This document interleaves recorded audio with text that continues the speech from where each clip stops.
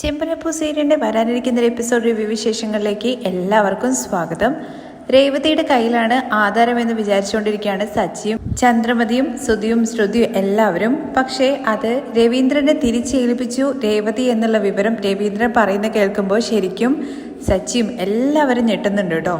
ആ എപ്പിസോഡിൻ്റെ റിവ്യൂ കേൾക്കാത്തവരുണ്ടെന്നുണ്ടെങ്കിൽ ഞാൻ ഐക്കാട്ടിലും അതുപോലെ പിൻ കമൻ്റ് ആയിട്ടും കൊടുത്തേക്കാം, ഒന്ന് കേട്ടേക്കണേ.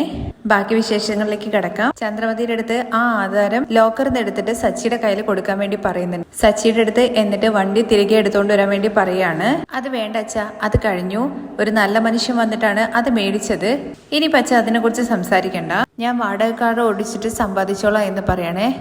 അതൊക്കെ ഇരിക്കട്ടെ, രേവതി എവിടെ, അവൾ എവിടെയാന്ന് ആർക്കറിയാം. നീ ഇതില് മരുന്ന് ഏതാ കൊടുക്കണ്ടെന്ന് വെച്ചാൽ നോക്കിയെടുത്ത് കൊടുക്കാൻ വേണ്ടി പറയാണ് കേട്ടോ സുധീന്റെ അടുത്ത് നമ്മുടെ സച്ചി. സുധിയാണെങ്കിൽ കുറെ നോക്കുന്നുണ്ട് കേട്ടോ, ഇതിലിപ്പോ ഏതാ എന്നുള്ള മട്ടിൽ നിൽക്കുകയാണ്. നിന്നൊക്കെ എന്തിനു കൊള്ളുന്നു ചോദിക്കുകയാണെ സച്ചി. അത് കഴിഞ്ഞ് ശ്രുതിയാണെങ്കിൽ ആ മെഡിസിൻ എല്ലാം മേടിച്ച് നോക്കിയിട്ട് ഇപ്പൊ കഴിക്കാനുള്ള മരുന്നൊക്കെ എടുത്ത് കൊടുക്കുന്നുണ്ട്. ഇതാച്ചാ ഈ മരുന്ന് കുടിക്കുക പറഞ്ഞിട്ട് സച്ചി നെട്ടുന്ന സമയത്ത് നീ ആ മരുന്നൊക്കെ അവിടെ വെക്കി. അപ്പോഴേക്ക് ചന്ദ്രമതി പറയുന്നുണ്ട്, ഭക്ഷണം കഴിക്കുന്നതിന് മുമ്പ് നിങ്ങൾ മരുന്ന് കഴിക്കണം. അതൊക്കെ എനിക്കറിയാം. രേവതി എവിടെയെന്ന് ചോദിച്ചു കഴിഞ്ഞാൽ നിങ്ങൾ ആരും അതിനൊരു മറുപടിയും പറയുന്നില്ലല്ലോ. അച്ഛ അവള് വീട്ടിലൊന്നുമില്ല, അവൾ എവിടെയോ പോയിട്ടുണ്ട് എന്ന് സച്ചി പറയുമ്പോഴേക്കും ചന്ദ്രമതി, അവളെ കുറിച്ച് നിങ്ങൾ എന്തിനാ ചോദിക്കുന്നത്, അവള് കാരണമാണ് നിങ്ങൾക്ക് ഈ അവസ്ഥ വന്നത്, അവൾക്ക് ഇവിടെയുള്ള ആരെ കുറിച്ചിട്ട് ഒരു പ്രശ്നവുമില്ല, അവൾ എവിടെയോ പോയി. ചന്ദ്രമതി, രേവതിക്ക് എന്റെ മേല് ഒരു ശ്രദ്ധയില്ല എന്നുള്ള കാര്യം നീ പറയരുത്. എന്നെ കാണാൻ വേണ്ടിയിട്ട് അവള് ഹോസ്പിറ്റലിൽ വന്നിരുന്നു. അവിടെ വന്നിരുന്നു എന്ന് ചോദിക്കുമ്പോൾ സുധി പറയുന്നുണ്ട്, അതെ വന്നിരുന്നു, ഞങ്ങൾ അവൾ അവിടുന്ന് അടിച്ചോടിച്ചു. അതെ, അവൾ എന്തിനാ അവിടെ വരുന്നതെന്ന് സച്ചി ചോദിക്കുകയാണേ. തുടർന്ന് രവീന്ദ്രൻ, നിങ്ങൾ അവളെ ചീത്ത പറഞ്ഞ് അയച്ചെങ്കിലും അത് കഴിഞ്ഞു അവൾ എന്നെ കാണാൻ വന്നിരുന്നു. എന്നിട്ട് കയ്യിൽ കെട്ടിയ ആ ചരട് കാണിച്ചു കൊടുക്കുന്നുണ്ട് കേട്ടോ. ഇത് കണ്ടോന്ന് ചോദിക്കുമ്പോ കണ്ടു. ഇത് മാമൻ കെട്ടിയതല്ലേ എന്നുള്ള കാര്യം ചോദിക്കുമ്പോ അല്ല, ഇത് എന്നെ കാണാൻ വേണ്ടി വന്നപ്പോ രേവതി കെട്ടിയതാണ്. നിങ്ങളുടെ മാമൻ എല്ലാം എൻ്റെ അടുത്ത് പറഞ്ഞു, അവൾക്ക് എന്നോട് സ്നേഹവും ശ്രദ്ധയും എല്ലാം ഉണ്ട്. അതൊക്കെ അങ്ങനെ ഇരിക്കട്ടെ അച്ഛ, പക്ഷെ എന്ന് കരുതിയിട്ട് അവള് ചെയ്ത തെറ്റല്ലാണ്ടാവോ? അവളെ കാര്യം വിട് അച്ഛൻ. അച്ഛൻ ആദ്യം മരുന്ന് കുടിക്ക്. രേവതി വരാതെ ഞാൻ മരുന്ന് മാത്രമല്ല ഭക്ഷണവും കഴിക്കില്ല. അപ്പോഴേക്കും ചന്ദ്രപതി ചോദിക്കുന്നുണ്ട്, അവൾ എന്തിനാ ഇങ്ങോട്ട് വരുന്നത്? ഈ വീട്ടിന് പിടിച്ച കഷ്ടകാലം അവള് പോയോട് കൂടിയിട്ട് അങ്ങ് പോയി. അവള് പോയതിനു ശേഷമാണ് നമുക്ക് കഷ്ടപ്പാട് വന്നത്. അവൾ ഇവിടെ ഉണ്ടായിരുന്നെങ്കിൽ എനിക്കൊരിക്കലും ഇങ്ങനൊരു അവസ്ഥ വരില്ലായിരുന്നു. രേവതി ഇവിടെ വരണം. എന്തിനാ അവളെ വീണ്ടും തിരിച്ച് ഇങ്ങോട്ട് കൊണ്ടുവരുന്നതെന്നുള്ള കാര്യം ചോദിക്കുമ്പോഴേക്കും രവീന്ദ്രൻ അങ്ങ് ഒച്ചയെടുത്ത് പറയാണേ. നീ വെറുതെ ഓരോന്ന് പറയണ്ട എന്ന് പറയുമ്പോഴേക്കും അങ്ങ് വല്ലാതെ വയ്യാതാവുന്ന പോലെ ഇങ്ങനെ സൗണ്ടൊക്കെ ഇതായി ചുമയൊക്കെ വരുന്നുണ്ട് കേട്ടോ രവീന്ദ്രന്. അച്ഛൻ വെറുതെ ഒച്ചയെടുക്കാതെ ആദ്യം ഈ മരുന്ന് കഴിക്കുന്നു പറയണേ സച്ചി. തുടർന്ന് ശ്രുതി പറയുന്നുണ്ട്, ടൈമിന് അങ്കിൾ മരുന്ന് കഴിച്ചിട്ടില്ല എന്നുണ്ടെങ്കിൽ വീണ്ടും ചെസ്റ്റ് പെയിൻ വരും എന്നുള്ള കാര്യം. അങ്ങനെയൊക്കെ ഉണ്ടോ എന്ന് ചോദിക്കുകയാണെ സച്ചി. ഉണ്ട് അച്ഛാ, മരുന്ന് കഴിക്കച്ചാ എന്ന് പറയുമ്പോൾ രേവതി വരട്ടെ, എന്നിട്ട് ഞാൻ മരുന്ന് കഴിക്കാം. നീ പോയിട്ട് അവളെ കൂട്ടിയിട്ട് വാ. എന്താ അച്ഛ ഇങ്ങനെയൊക്കെ പറയുന്നത്? എനിക്ക് വേണ്ടിയിട്ട് കഴിക്കച്ചാ, പ്ലീസ് അച്ഛാ. രേവതിയെ കൂട്ടിക്കൊണ്ടുവാ.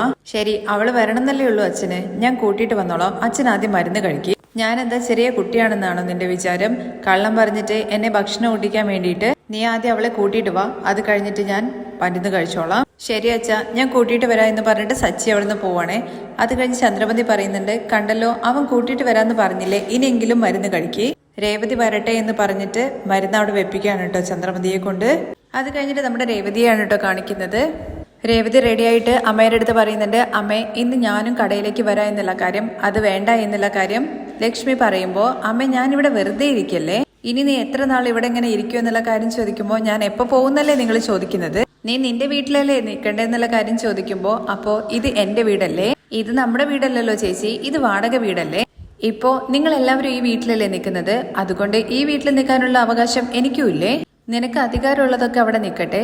നിന്റെ ജീവിതത്തിൽ ഇനി നീ മുഴുവനും ജീവിക്കേണ്ടത് നിന്റെ ഭർത്താവിന്റെ വീട്ടിലാണ്, അതുകൊണ്ട് നീ അവിടെ തന്നെ നിൽക്കണം. അതിനിപ്പോ ഞാൻ എന്ത് ചെയ്യണമെന്നാണ് അമ്മ ഈ പറയുന്നതെന്നുള്ള കാര്യം ചോദിക്കുമ്പോൾ വീണ്ടും നീ സച്ചിയുടെ അടുത്ത് സംസാരിക്കേ. എന്തിന്? ഞാൻ വീണ്ടും സച്ചിയേട്ടന്റെ വായിലിരിക്കുന്നത് കേൾക്കണോ? ഞാൻ ചീത്ത മേടിക്കുന്നതിൽ അമ്മയ്ക്ക് എന്താ ഇത്ര വലിയ സന്തോഷം? ഇത് എത്ര നാൾ പറയും? എങ്ങനെയെങ്കിലും സച്ചിയുടെ മനസ്സ് മാറ്റാനുള്ള വഴി നോക്ക്. തുടർന്ന് ദേവ് ചോദിക്കുന്നുണ്ട്, അമ്മേ ഞാൻ വേണമെന്നുണ്ടെങ്കിൽ സച്ചേട്ടന്റെ അടുത്ത് സംസാരിച്ചിട്ട് എല്ലാം എന്റെ മേലാണ് തെറ്റെന്ന് പറയട്ടെ. എന്തേ നീ ഇതുവരെ ചെയ്തതൊന്നും പോരാഞ്ഞിട്ടാണോ? എന്തായാലും നീ പഠിക്കാനുള്ള ബാക്കി കാര്യങ്ങൾ നോക്ക്.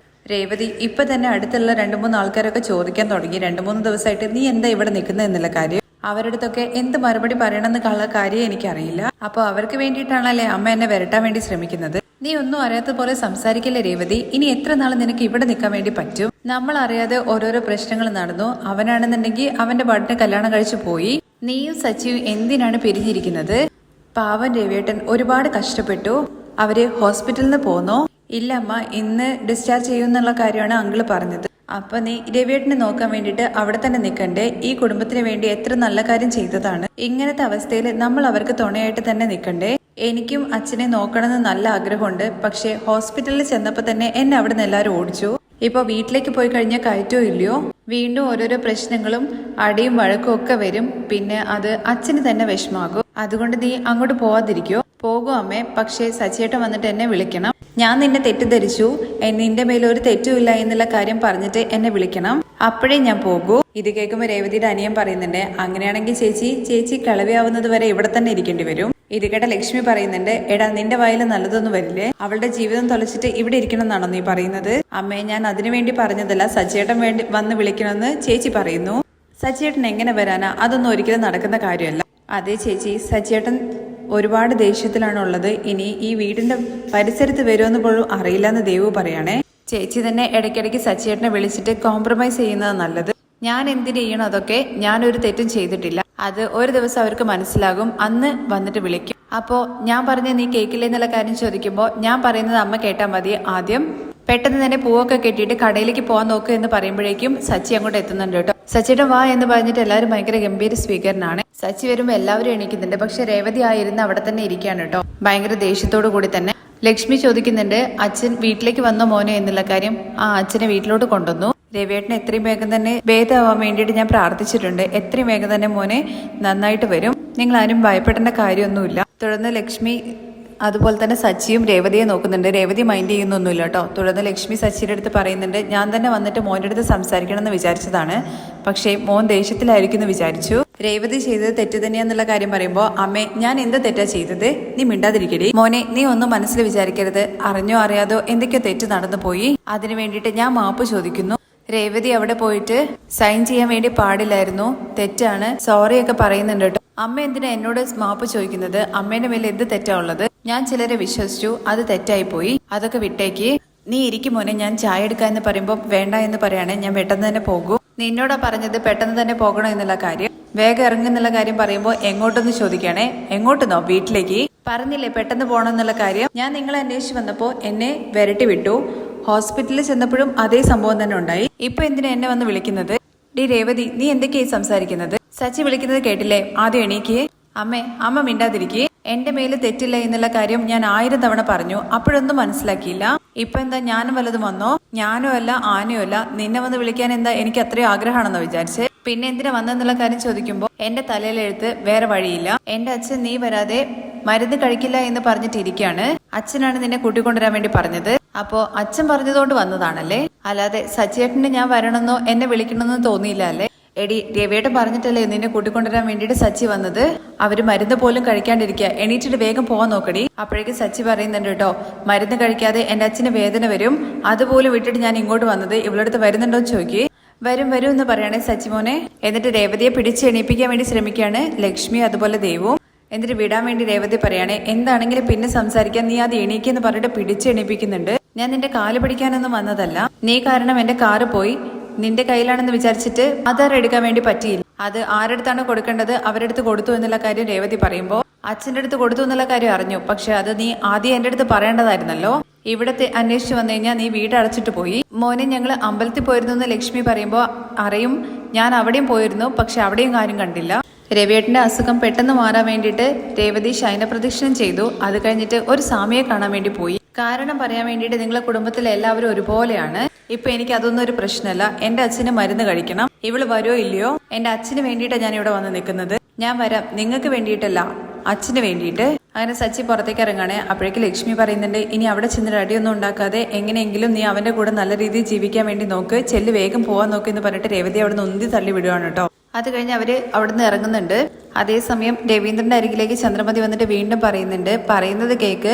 കറക്റ്റ് സമയത്ത് ഭക്ഷണം കഴിച്ച് മരുന്ന് കഴിക്കാനുള്ളതാണ്. ഇപ്പൊ മരുന്ന് കഴിക്കാൻ നോക്ക്. രേവതി വരട്ടെ എന്നുള്ള കാര്യം പറയുമ്പോൾ സുധി ചോദിക്കുന്നുണ്ട്, എന്താ അച്ഛാ ഇത് ചെറിയ കുട്ടികളെ പോലെ വാശി പിടിക്കുന്നത്? മരുന്ന് കഴിക്കുക എന്നുള്ള കാര്യം പറയുമ്പോൾ രവീന്ദ്രൻ തിരിച്ച് സുധീന്റെ അടുത്ത് ചോദിക്കുന്നത്, നീ ഇന്നെന്താ ജോലിക്ക് പോയില്ലേ? ഇല്ല, ഞാനിന്ന് ലീവ് എടുത്തു. അച്ഛൻ ഹോസ്പിറ്റലിലല്ലായിരുന്നു എന്നുള്ള കാര്യം ചോദിക്കുമ്പോൾ, അതിനെന്താ, ഞാനിപ്പോ ഹോസ്പിറ്റലിൽ നിന്ന് തിരിച്ചു വന്നല്ലോ, അതുകൊണ്ട് നീ പോവാൻ നോക്ക്, നിന്റെ ജോലി നീ കൊണ്ടുപോയി കളയണ്ട, പോ എന്ന് പറയണേ. തുടർന്ന് സുധി പറയുന്നുണ്ട്, അല്ല സച്ചി കൂട്ടിക്കൊണ്ടുവരാൻ വേണ്ടി പോയിട്ടുണ്ടല്ലോ, അങ്കിള് മരുന്ന് കഴിക്കി, അതിലെ പറഞ്ഞത് രേവതി വരട്ടെ എന്നുള്ള കാര്യം എന്ന് രവീന്ദ്രൻ പറയുമ്പോൾ ചന്ദ്രമതി പറയുന്നുണ്ട് കേട്ടോ, അത് വിട്ടേക്ക്, ഇനി അവര് പറയുന്നതേ നടക്കുള്ളൂ, നമ്മൾ പറഞ്ഞിട്ട് കാര്യം. അതേസമയം ചന്ദ്രമതി വീണ്ടും പറയുന്നത്, എന്താ ഇത് മരുന്ന് കഴിക്കുക എന്ന് പറയുമ്പോഴേക്കും സച്ചി അങ്ങോട്ടേക്ക് വന്നിട്ട്, ഇതാ അച്ഛ അവള് വന്നു എന്ന് പറയണേ. അങ്ങനെ രേവതി വന്നിട്ട് ഇങ്ങനെ പുറത്ത് പടീൻ്റെ അവിടെ തന്നെ ഇങ്ങനെ നിൽക്കുന്ന സമയത്ത് രവീന്ദ്രൻ പറയുന്നുണ്ട്, വാ രേവതി ഇങ്ങോട്ട്. അപ്പോഴേക്കും ചന്ദ്രമതി പറയുന്നുണ്ട്, വന്ന് നിൽക്കുന്നത് കണ്ടില്ലേ, പോലീസ് സ്റ്റേഷൻ, ഹോസ്പിറ്റൽ, ഇനി എവിടെയെങ്കിലും അഴയാൻ വേണ്ടിയിട്ട് വിടാനുണ്ടോ? ഇനി എവിടെ കൊണ്ടുപോയിട്ടാണോ നിർത്താൻ വേണ്ടി പോകുന്നതെന്ന് അറിയില്ല. ഇവളെ വീണ്ടും ഈ വീട്ടിലേക്ക് എന്നെ കൂട്ടിക്കൊണ്ടുവരാൻ വേണ്ടി പറഞ്ഞല്ലോ, നീ നിർത്തുന്നുണ്ടോ? രേവതി നീ വാ, ഇത് നിന്റെ വീടാണ്, നീ ഇവിടെ തന്നെയാണ് നിൽക്കേണ്ടത്, ഉള്ളിലേക്ക് വാ. എന്നിട്ട് രേവതി ഓടി വന്നിട്ട് അച്ഛ എന്ന് പറഞ്ഞുകൊണ്ട് കാലിൽ വീണ് പൊട്ടിക്കരയാണ്. അങ്ങനെ കാലിൽ വീണിട്ട് കരഞ്ഞുകൊണ്ടിരിക്കുന്ന രേവതിയുടെ അടുത്ത് എണീക്കാൻ വേണ്ടി പറയുമ്പോൾ രേവതി പറയുന്നുണ്ട്, സോറി അച്ഛ, എനിക്കൊന്നും അറിയില്ലായിരുന്നു. ആ രംഗത്തോട് കൂടിയിട്ടാണ് കേട്ടോ മറ്റൊരു എപ്പിസോഡിന്റെ രംഗം അവസാനിക്കുന്നത്.